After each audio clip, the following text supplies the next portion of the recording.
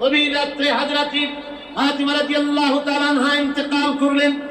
কিছু সংখ্যক সাহাবীদের কাছে খবর দিয়া অল্প সময়ের ভিতরে জানাজার ব্যবস্থা করা হলো। হযরত আবু যর গিফারী রাদিয়াল্লাহু তাআলা আনহু কবরের ভিতরে নেমে গেলেন। কবরের ভিতরে নেমে গিয়া হযরত আবু যর বলেন, রে কবর, তোর ভিতরে আজকে কাকে রাখবো তুই কি তা জানিস নাকি? কোনো জবাব আসে না। হযরত আবু যর বলেন, কবর রে, তোর ভিতরে আজকে যাকে রাখবো তিনি হতেছে হযরত ইমাম হাসান হোসেনের মা।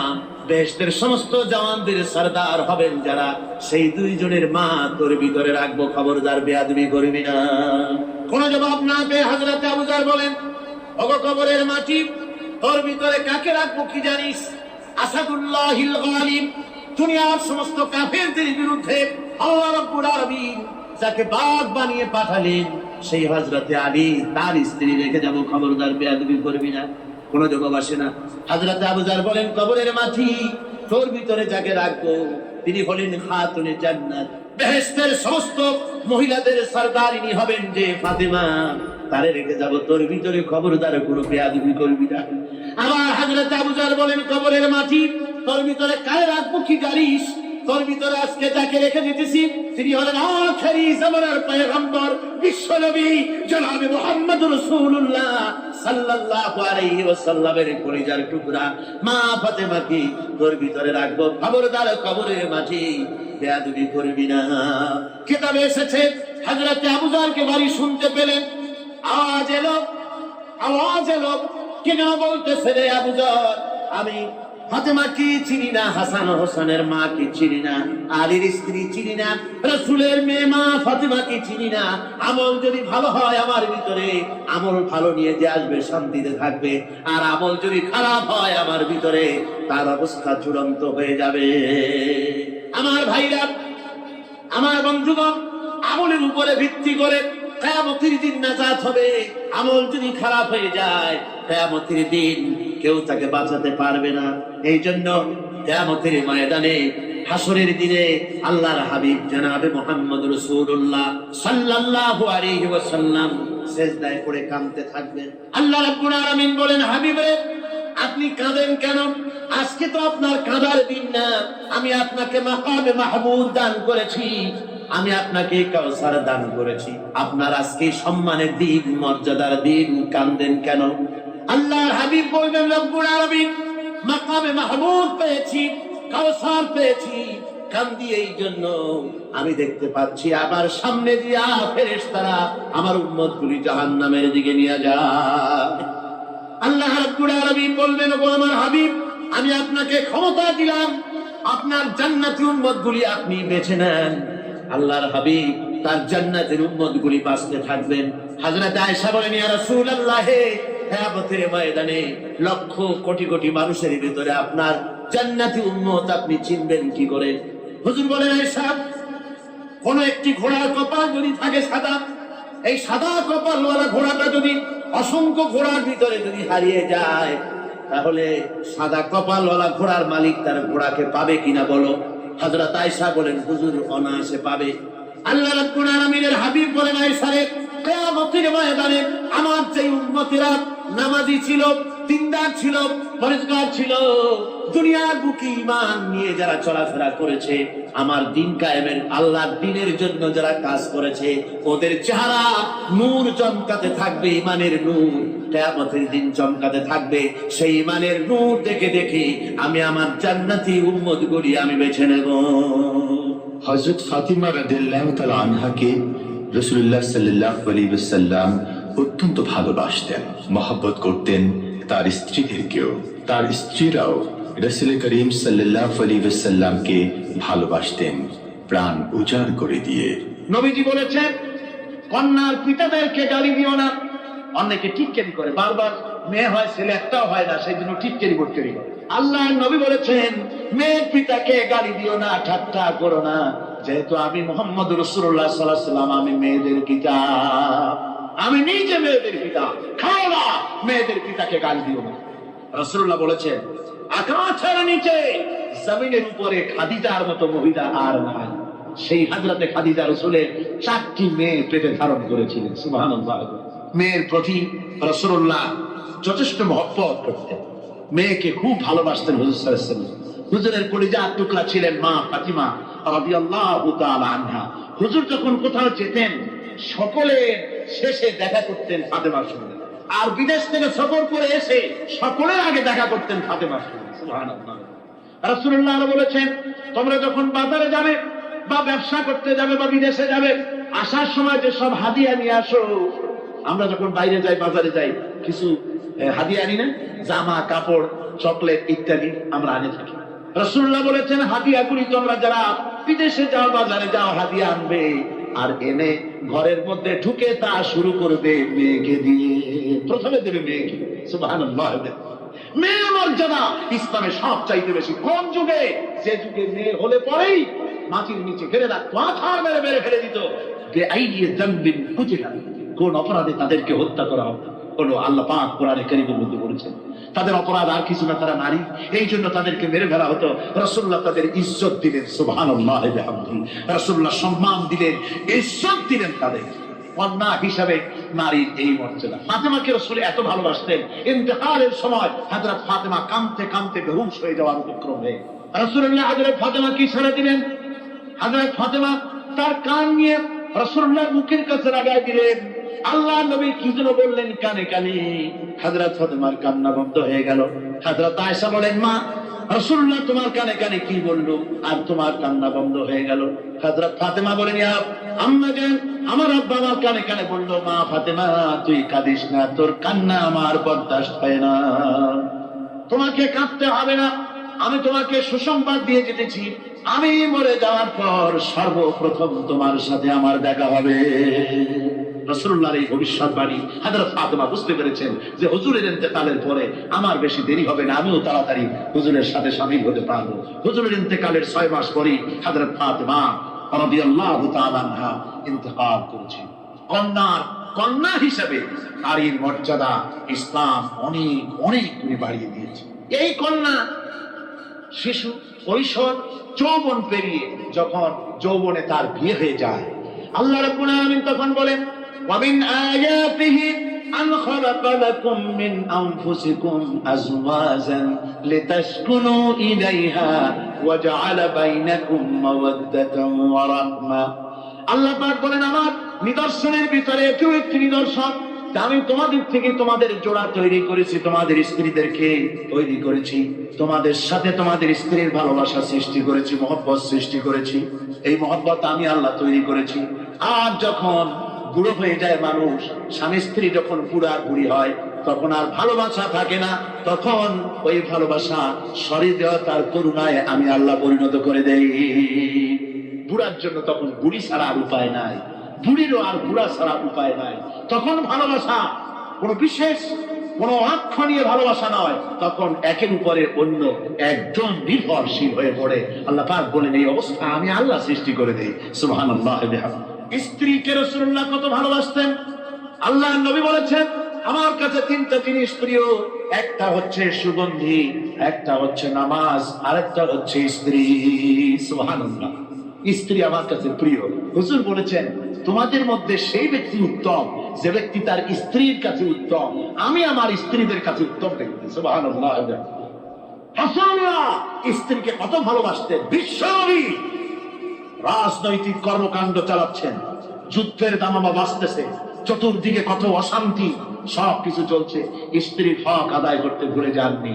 রাতের বেলায় হযরত আয়েশার বয়স কম, তাকে নিয়ে রাসূলুল্লাহ একটু সুযোগ পেয়েছেন, বলছেন, আয়েশা সব তো ঘুমিয়ে, চলো আমরা একটু দৌড়াই। ওই যে দূরে একটা জিনিস দেখা যায়, দৌড়তাম, দেখি কি আগে যায়। দুজনে দৌড় প্রতিযোগিতা করলেন। দৌড় প্রতিযোগিতায় হযরত আয়েশা ফার্স্ট হলেন, হুজুর পিছনে পড়ে গেলেন। হযরত আয়েশা খুব আনন্দ করলেন যে আপনি কিন্তু আমার সাথে দৌড়ে পারলেন। পরবর্তী কিছু কাল যাওয়ার পর হযরত আয়েশা বলেন, হুজুর আজকে আবার বললেন যে চলো আয়েশা একটু দৌড়াই। হযরত আয়েশা বলছেন যে সেদিনের তুলনায় আমার শরীর একটু, আমি মুটিয়ে গেছি, শরীরটি স্থূল হয়েছে, আমি আজকে দৌড়ালাম কিন্তু পারলাম না। রাসূল আগে চলে গেলেন, আমি হাঁপাতে হাঁপাতে যখন হুজুরের কাছে চলে গেছি, হুজুর তখন মুস্কি হেসে আমাকে বললেন, আয়েশা ওই সেই দিনের জবাব আজকে দিয়া দিলাম। সুবহানাল্লাহ বিহামদিহি, সুবহানাল্লাহ বিহামদিহি। বিশ্ব নবী কত আদর্শ বিশ্ব মানবতার জন্য। তিনি বলেছেন, কিয়ামতের ময়দানে রাসূলুল্লাহ বলেছেন, তোমরা যেমন পড়বে তোমার স্ত্রীদেরকে তেমন পড়াবে, তোমরা যেমন খাবে তোমার স্ত্রীদেরকে তেমন খাওয়াবে, স্ট্যান্ডার্ড মেনটেন করবে। তুমি ভালো দামের কাপড় পরবে, স্ত্রীকে খারাপ দিবে তা নয়। অধিকার দুজনেরই সমান, স্বামী এবং স্ত্রী সমান অধিকার। কিন্তু আমরা তা বুঝতে পারি না, বুঝতে চাই না। আমরা অনেকে মনে করেছি বিয়ে যখন করছি তখন আমি তো নওয়াবজাদা রাসূলুল্লাহ খান, আর বউ তো কেনা দাসী না। সে কিন্তু দাসী না, তার মর্যাদা আছে, তার সম্মান আছে। তার সম্মান আপনাকে দিতে হবে। রাসূলুল্লাহ দিয়েছে, আপনাকেও দিতে হবে। রান্না বান্না হতে দেরি হয়, কত গালাগালি শুনতে হয় নারীকে। আল্লাহর নবীর স্ত্রী হযরত আয়েশা বলেছেন, আল্লাহর নবী কাজ করে, মানুষের সঙ্গে কথা বলে, রাষ্ট্রীয় দায়িত্ব পালন করে ঘরের ভিতরে এসে যখন দেখেছেন রান্না হতে দেরি আছে, রাসূলুল্লাহ বিরক্ত হন নাই, ভ্রু কুঞ্চিত করেন নাই, চোখ মোটা করেন নাই, আমাকে কোনো কথা শোনান নাই, বরং আমার কাছে বসে রান্নায় আমাকে সহযোগিতা করেছেন। সুবহানাল্লাহ। এই হলো আল্লাহর রাসূল, এই হলো বিশ্ব নবী। স্ত্রীর সঙ্গে কি মহব্বত! সুবহানাল্লাহ। মহব্বত করতেন স্ত্রীদেরকে। রাসূলুল্লাহর ঘরে দৌলত ছিল না, কিন্তু মহব্বত দিয়ে ভরা ছিল ঘরটা। হুজুরের ঘরে ফ্রিজ নাই, ডিস এসি নাই, হুজুরের ঘরে কার্পেট নাই, হুজুরের ঘরের মধ্যে জাতির নাই, তোশক নাই, বড় বড় কম্বল নাই, আরামের কোনো জিনিস নাই, মডার্ন ইকুইপমেন্টস কিচ্ছু নাই, দৌলত নাই, কিন্তু মহব্বত দিয়ে ঘরটা ভরা। হযরত আয়েশা বলেছেন, আমি পানি পান করে, যখন আমি পানি পান করে গ্লাস রেখে দিতাম, আল্লাহর নবী তখন গ্লাসের সেই জায়গায় ঠোঁট লাগাতেন যেখানে আমি ঠোঁট লাগাইয়া পানি পান করেছি। আমি গোশত চিবোতাম, রাসূলুল্লাহ আমার হাত থেকে গোশত টুকরা দিয়া সেই জায়গায় চিবোতেন যেখানে আমি চিবোয়েছি। সুবহানাল্লাহ। আমার ভাইরা, রাসূল তার স্ত্রীদেরকে মহব্বত করতেন, স্ত্রীরা রাসূলকে মহব্বত করতেন দারুণ ভাবে। একবার হযরত আয়েশা সিদ্দিকা রাদিয়াল্লাহু তাআলা আনহা হুজুরকে গোসল করাতেছিলেন, মাথার উপরে পানি ঢালতেছেন, হুজুর একটা চোখের উপরে বা একটা তক্তার উপরে বসা আছে। গোসলের পানির ভিতরে রাসূলুল্লাহ দেখতে পেলেন রক্তের মতো কি যেন প্রবাহিত হয়ে যাচ্ছে। হুজুর জিজ্ঞেস করেন, আয়েশা রে, পানির ভিতরে রক্তের মতো কি দেখা যায়? হযরত আয়েশা বলেন, হুজুর আপনি যখন বসেছিলেন অসতর্ক মুহূর্তে তক্তার নিচে আমার একটা আঙ্গুল পড়েছিল পায়ে, আঙ্গুলটা ফেটে বোধহয় রক্ত বেরোতেছে। রাসূলুল্লাহ তাড়াতাড়ি করে উঠলেন আর ওই আঙ্গুলকে ব্যান্ডেজ করে দিলেন। রাসূলুল্লাহ বললেন, আয়েশা রে, আঙ্গুল ফেটে গেছে, একটু আহাহু পর্যন্ত করলে না, এতক্ষণ তুমি কষ্ট করলে কেন? হযরত আয়েশা বলেন, ইয়া রাসূলুল্লাহ, ওটা তো একটা পায়ের আঙ্গুল। আয়েশার কলিজাটা ফেটে যদি রক্ত বেরোতো, রাসূলুল্লাহকে উঠতে বলতে আমি পারতাম না। কি মহব্বত রাসূলের সাথে! হযরত আয়েশা বলেন, রাসূল সাল্লাল্লাহু আলাইহি ওয়াসাল্লাম স্ত্রীদেরকে এত ভালোবাসতেন, আমাদের ঘরে গোশত টোস্ত তেমন রান্না বান্না খুব কম হতো।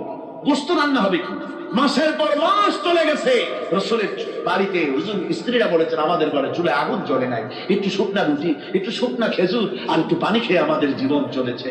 এরকমের অবস্থা হয়েছে। তারপরে এই অবস্থা চলেছে, এর মধ্যে যদি কখন একটু গোশত আসছে, হুজুর যখন ছাগল টাগল ইত্যাদি ছাগল দুম্বা জবাও করেছেন, এই দুম্বার গোশত নিয়ে, ছাগলের গোশত নিয়ে রাসূলুল্লাহ নিজে বেরোতেন। হযরত খাদিজার বান্ধবী কোথায় আছে খুঁজে ওই বান্ধবীর কাছে গোশত পৌঁছে দিয়ে আসতে। হযরত আয়েশা বলেন, একদিন আমার ঘুম ভেঙে গেল, দেখি হুজুর আমার কাছে নেই, গেলেন কোথায়? খুঁজতে খুঁজতে যায় দেখি মসজিদে নববীর ভিতরে হুজুর হাত তুলে বসে আছেন, মোনাজাত করতেছেন। আমি পেছনে গিয়ে হাত তুলি, আমি শুনতে পাচ্ছি নবীজি দোয়া করছেন, রব্বুল আলামিন কিয়ামতের ময়দানে যেদিন সন্তান তার পিতাকে ভুলে যাবে, মা তার সন্তানকে হারায় ফেলবে, ওই কঠিন হাসরের ময়দানে আমি যেন আমার খাদিজাকে হারাইয়া না যাই। মুনাফিকের শেষে হযরত আয়েশা বলেন, ইয়া রাসূলুল্লাহ, খাদিজার কথা আপনার এত কেন বারবার মনে পড়ে? একটা বুড়িরে বিয়ে করেছিলেন 25 বছর বয়সের সময়, 40 বছর বুড়ি, তার কথা কেন এত মহব্বত আপনার মনে পড়ে? তার থেকে যুবতী মেয়ে সুন্দরী মেয়েকে আপনার স্ত্রী হিসেবে আপনি পান নাই। হুজুর বলেন, আয়েশা রে, খাদিজা সম্পর্কে এমন কথা তুমি আর বলো না। তোমরা সবাই আমার সুখের দিনের স্ত্রী, আর খাদিজা আমার এমন সময় স্ত্রী ছিল যখন মক্কায় আমার আশ্রয় ছিল না, তামাম মক্কা নগরীতে আমার আশ্রয় ছিল না। খাদিজার সঞ্চিত সমস্ত ধনরাশি ইসলাম কবুল করার পর দুহাতে খাদিজা বিতরণ করে দিয়েছে। হযরত আয়েশা বলেন, হুজুর আমার গোস্তা কি মাফ করে দেন, আমি আর এরকম বলবো না, তবে খাদিজা সম্পর্কে আমার কিছু একটু শোনান। হুজুর বলেন, এই সাথে শোনো, গভীর রাত যত রাত হোক না কেন, ইসলামের দাওয়াত দিয়ে দিয়ে গভীর রাত্রে আমি যখন বাসায় ফিরেছি, ঘরে এসেছি, দরজায় একটা মাত্র ডাক দিয়েছি, খাদিজা, অমনি দরজা খুলে গেছে। আমি জিজ্ঞেস করেছি, খাদিজা রে, যত রাত্রে আসলাম, যতবার আসলাম, একটা ডাকের বেশি লাগলো না, তুমি কি ঘুমাও না? হযরতে খাদিজা বলেছেন, ইয়া রাসূলুল্লাহ, আমার মনের ভিতরে ভয় থাকে, আল্লাহ রাসূল দিনের খেদমতে বাইরে আছেন, আমি যদি আরামে বিছানায় ঘুমায় থাকি আর নবীজি দরজার তার কাছে দাঁড়ায় আমারে ডাকাডাকি করবে, উঠতে যদি দেরি হয়ে যায় নবীজির সঙ্গে বেয়াদবি হয়ে যাবে, এই মনে করে আপনি না আসা পর্যন্ত দরজার সাথে পিঠ লাগাই আমি দাঁড়াইয়া দাঁড়াইয়া ঘুমাই। আমার ভাইরা, হযরতে খাদিজার ইজ্জত স্বয়ং আল্লাহ দিয়েছে। কে দিয়েছে? হাদিস শরীফে এসেছে, রাসূলুল্লাহ জাবালে নূরে বসা, গারে হেরার ভিতরে বসা, হযরতে জিবরাইল রাসূলুল্লাহর সঙ্গে কথা বলতেছেন। একটু পরে হযরতে জিবরাইল বলেন, ইয়া রাসূলুল্লাহ, আমি আর এখানে বসবো না, আমি এখন চলছি। আমি দেখতে পাচ্ছি খাদিজা আসতেছে আপনার জন্য খাবার নিয়ে। খাদিজা যখন আপনার কাছে পৌঁছে যাবে, আপনি খাদিজাকে শোনায় দিবেন, আল্লাহ রাব্বুল আলামিন খাদিজাকে সালাম জানাইছে। সুবহানাল্লাহ। রাসূলুল্লাহর কাছে হযরতে খাদিজা যখন আসলেন, হুজুর বললেন, খাদিজা, আজকে তোমার জন্য দারুণ সুখবর। বলে কি? বলে, আল্লাহ পাক জিবরাইল কেমন উঠে গেল আমার কাছ থেকে, জিবরাইল বলে গেল আল্লাহ তোমাকে সালাম বলেছে। হযরত খাদিজা কেঁদে ফেললেন, বললেন, ইয়া রাসূলুল্লাহ, আমার নারী জন্ম সার্থক, আল্লাহ আমাকে সালাম বলেছে, এর জবাব কেমনে দিতে হয় হুজুর আমি তো জানি না, আপনি আমার পক্ষ থেকে আল্লাহর সালাম কিভাবে দেওয়া লাগে আপনি দিয়ে দিন, আমি তো বুঝি না কেমনে আল্লাহর সালামের জবাব দেব। হুজুর বললেন, খাদিজা, শুধু আল্লাহ নয়, জিবরাইলও তোমাকে সালাম বলে গেছে। হযরতে খাদিজা বললেন, হযরত জিবরাইলকে আমার সালামের জবাবটা ওয়া আলাইকুম আসসালাম বলে। হযরত ভাইরা, রাসূল পাক সাল্লাল্লাহু আলাইহি ওয়াসাল্লাম এভাবে মহব্বত করেছেন স্ত্রীদেরকে। সুতরাং স্বামী স্ত্রী মহব্বত আল্লাহ জান্নাতি নিয়ামত। কি নিয়ামত? যে ঘরের মধ্যে স্বামী স্ত্রীর মধ্যে মিল মহব্বত আছে, এটা বেহেশতের মতো, আর যেখানে মিল মহব্বত নাই, এটা জাহান্নামের মতো। ঠিক কি? সুতরাং মহব্বত করুন, বেশি বেশি স্যাক্রিফাইস করুন, বেশি বেশি স্যাক্রিফাইস।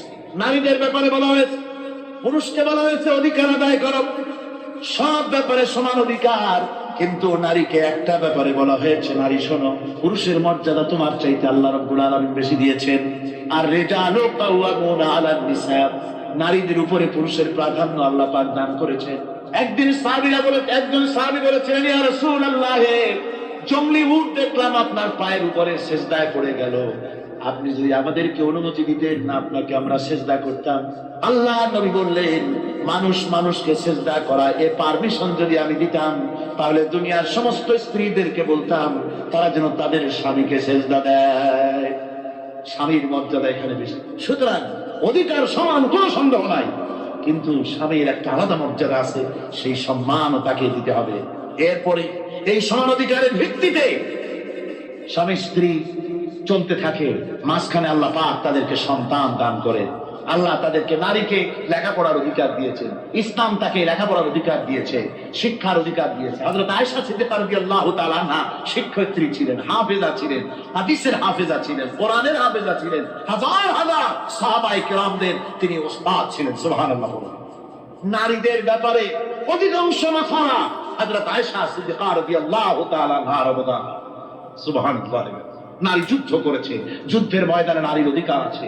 নারী চাকরি করতে পারবে, নারী ব্যবসা করতে পারবে, নারী লেখাপড়া করতে পারবে, নারী সেনাবাহিনীতে যেতে পারবে, নারী সব করতে পারবে, কিন্তু পর্দার মধ্যে। জনৈক সাহাবী ইসলাম গ্রহণ করার পরও রাসূলুল্লাহ সাল্লাল্লাহু আলাইহি ওয়াসাল্লামের কাছে অনুশোচনা করছিলেন তার কন্যা সন্তান নিজ হাতে হত্যা করার জন্য। আমাদের প্রিয় নবী এ কথা শুনে কেঁদে ফেললেন। একটা লোক গিয়ে কাঁদতেছিল মুসলমান হওয়ার পর। হুজুর কয়, কান্দো কেন? কই যে আমার গুনাহ কি মাফ হয়েছে? হুজুর বলেন, হ্যাঁ মাফ হয়ে গেছে। কলেমা পড়ছো, মাফ হয়ে গেছে। কয় যে হুজুর আমি তো মারাত্মক গুনাহ করছি। বলে কি? বলে আমার একটা মেয়ে, সেই মেয়েটাকে নিয়ে আমি ঘন লম্বা, আমি সংক্ষেপে বলতেছি, মেয়েটাকে ফাঁকি দিয়া তারে আমি মারবো, বুঝতে দেই নাই আমার বউরে।